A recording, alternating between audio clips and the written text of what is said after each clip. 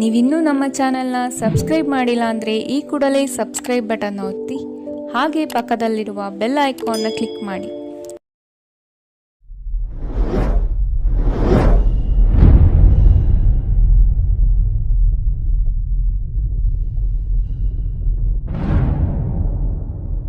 ಈ ರೀಡಿಂಗ್ ನಿಮಗೆ ಅನ್ವಯಿಸಿದರೆ ಅಥವಾ ರೆಸೊನೇಟ್ ಆದರೆ ಮಾತ್ರ ತೊಗೊಳ್ಳಿ, ಇಲ್ಲಾಂದರೆ ಬಿಟ್ಬಿಡಿ. ಇದು ಒಂದು ಜನರಲ್ ರೀಡಿಂಗ್ ಮಾತ್ರ ಆಗಿರುತ್ತೆ.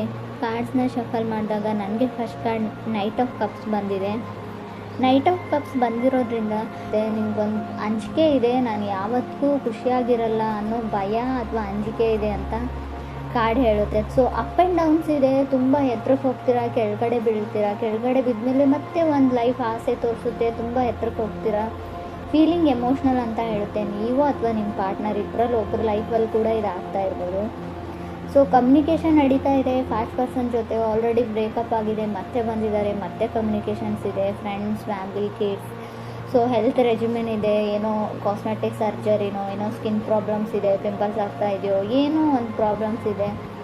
ಸೊ ಹೆಲ್ತ್ ಪ್ರಾಬ್ಲಮ್, ಹೆಲ್ತ್ ಇಶ್ಯೂಸ್ನು ಅಂತ ಹೇಳ್ತೀನಿ ನಾನು. ಮೇ ಬಿ ಸ್ವಲ್ಪ ಚಾಲೆಂಜಿಂಗ್ ಟೈಮ್ ಅಂತ ಹೇಳ್ತೀನಿ. ನೈಟ್ ಆಫ್ ಕಪ್ಸ್ ಇದೆ, ಸೆಕೆಂಡ್ ಕಾರ್ಡ್ 2 ಆಫ್ ಸಾರ್ಡ್ಸ್ ಇದೆ ನನಗೆ. ಸೊ ಕ್ರಿಯೇಟಿವ್ಲಿ ಚೆನ್ನಾಗಿದೆ. ಏನಾದರೂ ಕೆಲಸದಲ್ಲಿ ಅಥವಾ ಕಾರ್ ಚೇಂಜ್ ಮಾಡಬೇಕು ಅಂತ ಅಂದ್ಕೊಂಡಿದ್ರೆ, ಸೊ ಮನೆ ತೊಗೊಳ್ಬೇಕು ಅಂತ ಅಂದ್ಕೊಂಡಿದ್ರು ಕೂಡ ಎಲ್ಲದಕ್ಕೂ ಸರಿಯಾಗಿದೆ. ಮೇ ಬಿ ಪಾರ್ಟ್ನರ್ಸ್ ಅಂತ ಹೇಳ್ತೀನಿ. ಆ್ಯಂಗರ್ ವಾಟರ್ ಸೈನ್ ಜೊತೆ ನೀವು ಕನೆಕ್ಟ್ ಆಗಿರ್ಬೋದು, ಕಟಕ ಅಥವಾ ವೃಶ್ಚಿಕ ರಾಶಿಯವ್ರ ಜೊತೆ. ನಿಮ್ಮ ಫೀಲಿಂಗ್ಸ್ನ ಎಕ್ಸ್ಪ್ರೆಸ್ ಮಾಡ್ಕೊಳ್ಳಿ. ತುಂಬ ಫೀಲಿಂಗ್ಸ್ ಇದೆ, ಎಕ್ಸ್ಪ್ರೆಸ್ ಮಾಡ್ಕೊಳ್ಬೇಕು. ಭಯ ಅಥವಾ ಹಿಂಜರಿಕೆ ಇರ್ಬೋದು. 2 ಆಫ್ ಸಾರ್ಡ್ಸ್ ಇರೋದ್ರಿಂದ ತುಂಬ ದೂರದಲ್ಲಿರೋ ಪರ್ಸನು, ನೋ ಕಮ್ಯುನಿಕೇಷನ್ ಅಂತ ಹೇಳ್ತಾ ಇದೆ ಕಾರ್ಡು. ಸೊ ಫಾಸ್ಟ್ ಪರ್ಸನ್ ಇರ್ಬೋದು. ಅವರು ಫಾಸ್ಟಲ್ಲಿ ನಿಮ್ಮ ರಿಲೇಷನ್ಶಿಪ್ಪಲ್ಲಿದ್ದು ಬ್ರೇಕಪ್ ಆದಮೇಲೆ ಮತ್ತೆ ಇವಾಗ ಲೆಟ್ಸ್ ಬಿ ಫ್ರೆಂಡ್ಸ್ ಅಂತ ಅವ್ರ ಆಫರ್ನ ಇಟ್ಟಿರ್ಬೋದು, ಫ್ರೆಂಡಾಗಿರೋಣ ಅಂತ. ಥರ್ಡ್ ಕಾರ್ಡ್ ನನಗೆ ಪೇಜ್ ಆಫ್ ವಾಂಡ್ಸ್ ಬಂದಿದೆ. ಮೇ ಬಿ ನಿಮ್ಮನ್ನು ಯಾರಾದರೂ ತುಂಬ ಅಟ್ರಾಕ್ಟಿವ್ ಆಗಿದ್ದಾರಾ ಅಂತ ಸೆನ್ಸ್ ಮಾಡ್ತಾ ಇದ್ದೀರಾ, ನಿಮ್ಮನ್ನು ಗಮನಿಸ್ತಾ ಇದ್ದಾರೆ ಯಾರು, ಅಥವಾ ನೀವು ಆ ಥರ ಯಾರ ಕಡೆನೂ ಅಟ್ರ್ಯಾಕ್ಟ್ ಆಗ್ತಾ ಇದ್ದೀರಾ, ಕ್ರಶ್ ಆಗ್ತಾ ಇದೆ, ತುಂಬ ಆ ಥರ ಅನ್ನಿಸ್ತಾ ಇದೆ. ಯಾರೋ ಮೆಸ್ಪರೈಸಿಂಗ್ ಐಸ್ ಇದೆಯೋ, ಸೊ ನೋಡೋಕೆ ತುಂಬ ಚೆನ್ನಾಗಿದ್ದಾರೆ, ತುಂಬ ಲಾಂಗ್ ಹೇರ್ ಇದೆಯೋ, ತುಂಬ ಚೆನ್ನಾಗಿ ಕಾಣ್ತಾರೆ ಕೆಲವರಿಗೆ. ಫೋರ್ತ್ ಕಾರ್ಡ್ ನನಗೆ ಡೆತ್ ಕಾರ್ಡ್ ಬಂದಿದೆ. ಕೆಲವ್ರಿಗೆ ಡೆತ್ ಆಫ್ ಎನರ್ಜಿ ಅಂತ ಹೇಳ್ತೀನಿ. May be already fast person ಅಂತ ಹೇಳಿದೆ, ಸಪ್ರೇಷನ್ ಆಗಿದೆ, ಬ್ರೇಕಪ್ ಆಗಿದೆ. ಸೊ ಇವಾಗ ಶ್ಯಾಡೋ ಆಫ್ ರಿಲೇಷನ್ಶಿಪ್ ಅಂತ ಹೇಳ್ತೀವಿ. ಅವರು ಪದೇ ನಿಮ್ಮನ್ನು ಕಾಲ್ ಮಾಡೋದು, ಇರಿಟೇಟ್ ಮಾಡೋದು ಮಾಡ್ತಾ ಇದ್ದಾರೋ, ಪದೇ ಏನೋ ಇರಿಟೇಟಿಂಗ್ ಎನರ್ಜಿ ಅಂತ ನಿಮ್ಗೆ ಅನ್ನಿಸ್ತಾ ಇದೆ. ಸ್ಟಿಲ್ ಮೇ ಬಿ ಅವ್ರು ವೃಶ್ಚಿಕ ರಾಶಿಯವ್ರು ಇರ್ಬೋದು. ಎಕ್ಸ್ಕ್ಯೂಸಸ್ ಕೇಳ್ತಾ ಇದ್ದಾರೆ. ಅವ್ರು ಮಾಡಿರೋ ತಪ್ಪಿಗೆಲ್ಲ ಏನೋ ಒಂದು ಎಕ್ಸ್ಕ್ಯೂಸಸ್ನ ಹೇಳ್ತಾ ಇದ್ದಾರೆ, ಯಾವುದೋ ಒಂದು ಕಾರಣನ ಕೊಡ್ತಾ ಇದ್ದಾರೆ, ಪ್ಯಾಚಪ್ ಆಗೋಣ ಅಂತ ಇದ್ದಾರೆ. ಬಟ್ 5th ಕಾರ್ಡ್ ನನಗೆ 9 ಆಫ್ ಪೆಂಟಿಕಲ್ಸ್ ಬಂದಿದೆ. ಎನಿವೇಸ್ ನಿಮಗೆ ಸತ್ಯ ಅರ್ಥ ಆಗಿದೆ. ಮೇ ಬಿ ನಿಮ್ಮ ಸೊ ಮಿಥುನ್ ರಾಶಿಯವ್ರ ಜೊತೆ ಕನೆಕ್ಟ್ ಆಗಿದ್ರೆ, ಲೆಸ್ ಕೋಡಿಪೆಂಡೆನ್ಸಿ ಇದ್ದರೆ ಒಳ್ಳೆಯದು ಅಂತ. ನೀವು ನಿಮ್ಮ ಓನ್ ಲೈಫಲ್ಲಿ ಸೆಕ್ಯೂರ್ ಆಗಿ ಮೊದಲು ಅಂತ ಹೇಳುತ್ತೆ. ಮೇ ಬಿ ನೀವು ನಿಮ್ಮ ಕಾಲ ಮೇಲೆ ನಿಂತ್ಕೊಳ್ಳಿ ಅಂತ. ಅದಾದಮೇಲೆ ನೀವು ಕನೆಕ್ಟ್ ಆಗಿರೋ ವ್ಯಕ್ತಿಗೆ ನಿಮ್ಮ ಮೇಲೆ ರೆಸ್ಪೆಕ್ಟ್ ಬರ್ಬೋದು, ಗೌರವ ಬರ್ಬೋದು. ಸೊ ಮೇ ಬಿ ನೀವು 9 ಆಫ್ ಪೆಂಟಿಕಲ್ ಸಿಂಗಲ್ಸ್ ಎನರ್ಜಿ ಅಂತ ಹೇಳ್ತೀನಿ. ಸಿಂಗಲ್ ಆಗಿರೋದು ನೀವು ಇಷ್ಟಪಡ್ತಿರೋ, ನೀವು ಕನೆಕ್ಟ್ ಆಗಿರೋ ಪಾರ್ಟ್ನರ್ ಇಷ್ಟಪಡ್ತಾರೋ ಗೊತ್ತಿಲ್ಲ, ಸುಮ್ಮನೆ ಸೇಯಿಂಗ್ ಅರೌಂಡ್ ಅಂತ ಎನರ್ಜಿ ಹೇಳುತ್ತೆ. ಸೊ ಫೀಲಿಂಗ್ ಗುಡ್ ಎನರ್ಜಿ ಇದೆ. ನೀವು ಇವಾಗ ಚೆನ್ನಾಗೇ ಇದ್ದೀರಾ, ನಿಮ್ಮ ಕೆಲಸದಲ್ಲಿ ಇದ್ದೀರಾ, ಅದರ್ ಪರ್ಸನ್ನು ಚೆನ್ನಾಗಿದ್ದಾರೆ. 6th ಕಾರ್ಡ್ ನನಗೆ ಮೂನ್ ಕಾರ್ಡ್ ಬಂದಿದೆ. May be dark side of, ಕೆಲವ್ರಿಗೆ 2 ಮುಖ ಇರ್ತವೆ ಅಂತ ಹೇಳ್ತೀವಿ. ಮುಖವಾಡ ಹಾಕೊಂಡು ಬರುತ್ತಾ ಇರ್ತಾರೆ, ಹಿಂದಿನ ಮುಖ ನಮಗೆ ಗೊತ್ತಿರಲ್ಲ. ಆ ಥರ ಇರೋ 2 ಮುಖ ಇರೋ ಪರ್ಸನ್ ಜೊತೆ ನೀವು ಕನೆಕ್ಟ್ ಆಗಿದ್ದೀರೋ, ಅಥವಾ ನಿಮಗೆ ಶ್ಯಾಡೋ ಸೈಡ್ ಇದೆಯೋ ಗೊತ್ತಿಲ್ಲ ನನಗೆ.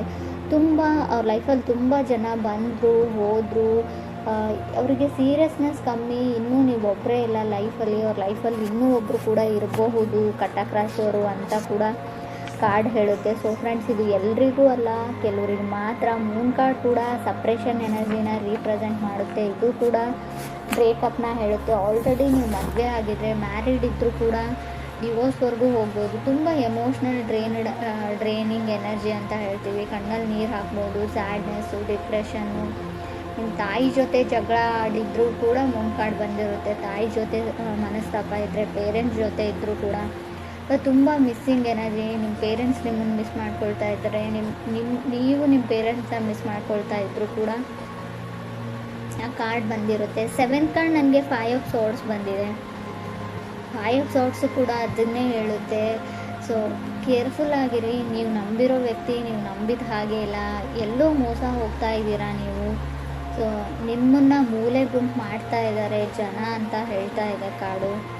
ಸೊ ನಿಮಗೇನೋ ಹೇಳ್ತಾರೆ, ಬೇರೆಯವ್ರಿಗೇನೋ ಹೇಳ್ತಾರೆ. ಆಲ್ರೆಡಿ ಅವ್ರ ಲೈಫಲ್ಲಿ ಯಾರೋ ಇದ್ದಾರೆ. ಸೊ ಅವ್ರಿಗೂ ಗೊತ್ತಿಲ್ಲ, ನಿಮಗೂ ಗೊತ್ತಿಲ್ಲ. ಸೊ ಏನೋ ನಡೀತಾ ಇದೆ, ನಿಮ್ಗೆ ತಿಳಿದೇ ಇರೋ ಹಾಗೆ ತುಂಬ ಮಿಸ್ಟೀರಿಯಸ್ ಎನರ್ಜಿ ಇದೆ.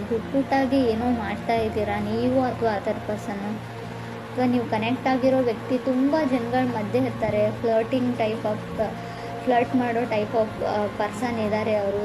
ಹುಷಾರಾಗಿರಿ, ಮೋಸ ಹೋಗ್ತಾ ಇದ್ದೀರಾ ಅಂತ ಕೂಡ ಕಾರ್ಡ್ ಹೇಳ್ತಾ ಇದೆ. ಬಿಕಾಸ್ ನಾನು 5 ಆಫ್ ಸೋರ್ಡ್ಸ್ನ ಒಂದನ್ನೇ ಕನ್ಸಿಡರ್ ಮಾಡಿ ಇದನ್ನು ಹೇಳ್ತಾ ಇಲ್ಲ. 8th ಕಾರ್ಡ್ ನನಗೆ 7 ಆಫ್ ಸೋರ್ಡ್ಸ್ ಬಂದಿದೆ. ಇಟ್ಸ್ ಓವರ್ ಅಂತ ಹೇಳ್ತಾ ಇದೆ. ಸೊ ಆ ಪರ್ಸನ್ನ ಬಿಟ್ಬಿಡಿ.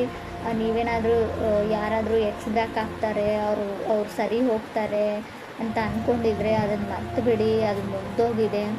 ಯಾವುದಾದ್ರೂ ಮೆಸೇಜಿಗೆ ವೆಯ್ಟ್ ಮಾಡ್ತಾಯಿದ್ರೆ, ಯಾರ್ದಾದ್ರೂ ಕಾಲಿಗೆ ವೆಯ್ಟ್ ಮಾಡ್ತಾಯಿದ್ರೆ ಖಂಡಿತ ಅವ್ರು ನಿಮಗೆ ಮೆಸೇಜ್ ಬ್ಯಾಕ್ ಮಾಡಲ್ಲ, ಕಾಲ್ ಬ್ಯಾಕ್ ಮಾಡಲ್ಲ. ಮಾಡಿದರೂ ಕೂಡ ಅವ್ರು ಸರಿ ಹೋಗಿರಲ್ಲ. ಅವ್ರ ಲೈಫ್ ಬಗ್ಗೆ ಅವರೇ ಕ್ಲಿಯರ್ ಇಲ್ಲ, ಅವ್ರ ಡಿಸಿಷನ್ ಬಗ್ಗೆ ಅವರೇ ಕ್ಲಿಯರ್ ಇಲ್ಲ. ಸೊ ಅಂಥ ವ್ಯಕ್ತಿನ ನೀವು ಹೇಗೆ ನಂಬ್ತೀರಾ ಅನ್ನೋದು ಕೂಡ ಇಲ್ಲಿ ಬಿಗ್ ಕ್ವಶನ್ ಆಗುತ್ತೆ. ಸೊ ತುಂಬ ಸಿಟ್ಟು ಬರ್ತಾ ಇದೆ. ಸೊ ಮೇ ಬಿ ನಿಮ್ಮ ಮೇಲೆ ಅವ್ರು ಕೋಪ ಮಾಡ್ಕೊಂಡಿದ್ದಾರೋ ಅಥವಾ ಅವ್ರ ಮೇಲೆ ನೀವು ಕೋಪ ಮಾಡ್ಕೊಂಡಿದ್ದಾರೋ. ತುಂಬ ಅಗ್ರೆಸಿವ್ ಎನರ್ಜಿ ಇದೆ ಅಂತ ಹೇಳ್ಬೋದು. ರೀಡಿಂಗಲ್ಲಿ 5 ಆಫ್ ಸೋರ್ಡ್ಸ್ ಮತ್ತು 7 ಆಫ್ ಸೋರ್ಡ್ಸ್ ಒಂದರಿಂದ ಒಂದು ಕಾರ್ಡ್ ಬಂದರೆ ತುಂಬ ಅಗ್ರೆಸಿವ್. ಮನೆಯವ್ರ ಮೇಲೆ ಕೋಪ ಮಾಡ್ಕೊಳ್ತಾ ಇದ್ದೀರೋ, ಕಲೀಗ್ಸ್ ಮೇಲೆ ಕೋಪ ಮಾಡ್ಕೊಳ್ತಾ ಇದ್ದೀರೋ. ಸೊ ಏನನ್ನೇ ಹೇಳಿ, ನೀವು ಯಾವುದನ್ನೇ ಹೇಳಿದ್ರು ಕೂಡ ತೊಗೊಳ್ಳೋಕೆ ರೆಡಿ ಇಲ್ಲ. ಕ್ಯಾಶುವಲಾಗಿ ಯಾರಾದರೂ ಮಾತಾಡೋಕ್ಕೆ ಬಂದರೂ ಅವ್ರ ಮೇಲೆ ಕೂಡ ರೇಗ್ ಬಿಡ್ತೀರಾ ಇತ್ತೀಚೆಗೆ ಅಂತ ಕಾರ್ಡ್ ಹೇಳ್ತಾ ಇದೆ. 9th ಕಾರ್ಡ್ ನನಗೆ ಹ್ಯಾಂಗ್ಮ್ಯಾನ್ ಬಂದಿದೆ. ಸೊ ನೀವು ಯಾವುದಕ್ಕಾದರೂ ವೆಯ್ಟ್ ಮಾಡ್ತಾಯಿದ್ರೆ ಇನ್ನೂ ನಿಧಾನನೇ ಹೇಳುತ್ತೆ ಕಾರ್ಡು. ಹ್ಯಾಂಗ್ಮ್ಯಾನ್ ಇರೋದ್ರಿಂದ ತುಂಬ ಸ್ಲೋ ಮೂವಿಂಗ್ ಎನರ್ಜಿ ಇದೆ. ಆ ವ್ಯಕ್ತಿ ಬಂದರೂ ಕೂಡ ತುಂಬ ವರ್ಷನೇ ಆಗುತ್ತೆ ನಿಮ್ಮ ಲೈಫಲ್ಲಿ ಬರೋದಕ್ಕೆ. ಅಷ್ಟೊತ್ತಿಗೆ ನಿಮ್ಮ ಲೈಫ್ ತುಂಬ ಮುಂದೆ ಹೋಗಿರುತ್ತೆ, ನೀವು ಮೂವ್ ಆನ್ ಆಗಿರ್ತೀರ. 10th ಕಾರ್ಡ್ ನನಗೆ 6 ಆಫ್ ಸೋರ್ಡ್ಸ್ ಬಂದಿದೆ.